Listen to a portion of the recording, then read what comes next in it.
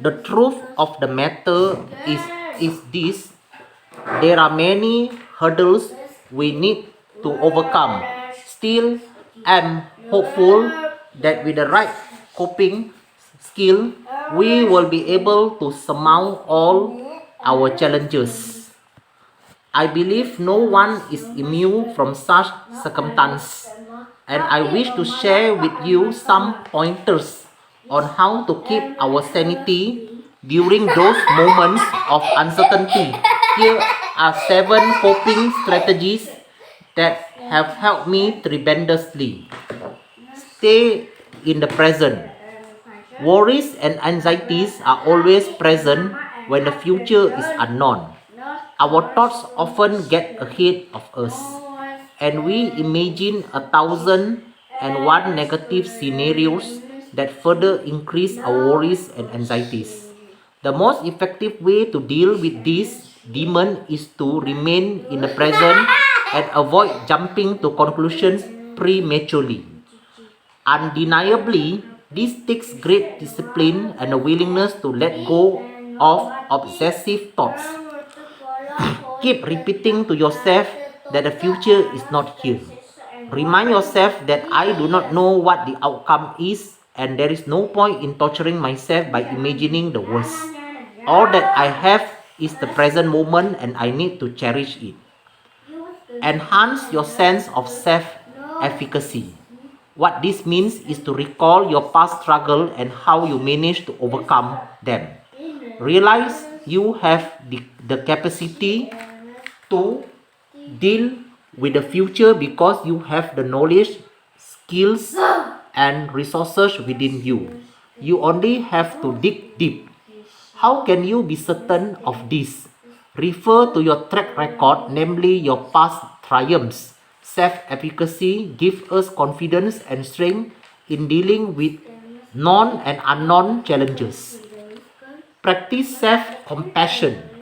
When things are beyond our control, it is important to recognize them as moments of sufferings and extend self-compassion.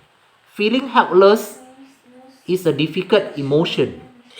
It is painful and it makes one feel diminished and useless. We feel vulnerable and lost. Bestow patience and kindness instead of judgment during this time, and it will help you cope better.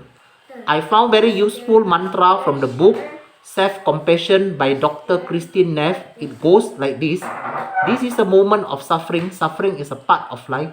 May I be kind to myself in this moment. May I give myself what I need. Meditating on this mantra allows me to remember that I am not alone in my suffering, because everyone suffers and it is part of life. This awareness connects me to others who suffer and brings about sense of universality.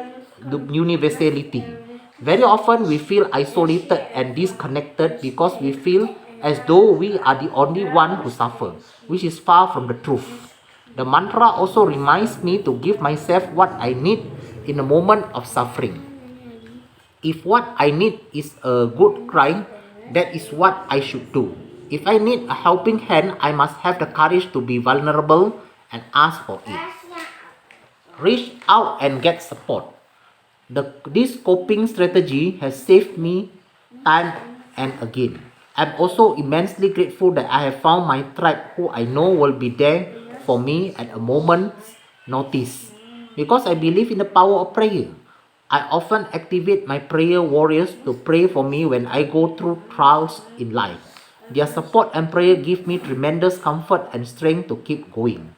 Many people choose to withdraw and isolate themselves when bad things happen.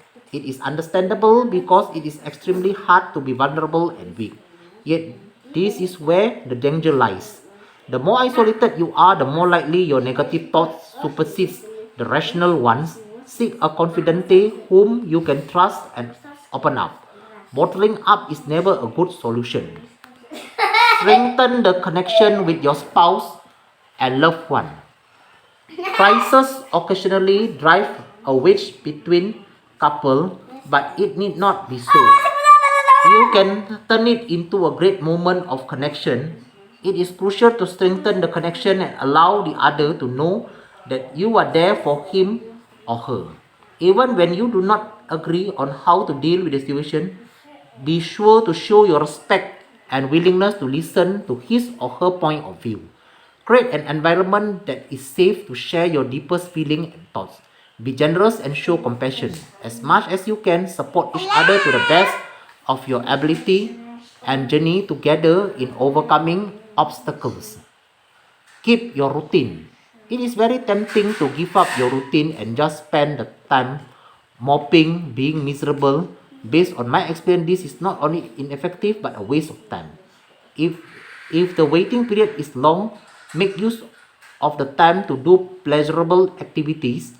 For example, arrange to meet up with a group of friends for dinner so you can momentarily forget about the anxiety. Distraction is an effective tool which is not only helpful in working with young children but adults too. Count your blessing. I'm a firm believer in the power of gratitude and positivity. When crisis present itself, it is very easy to lose sight of what is going well in our life. Writing my gratitude list helps me see the bigger picture and fortifies my faith that things are going to be okay no matter what happens. It generates hope that helps one to stay afloat. Alright,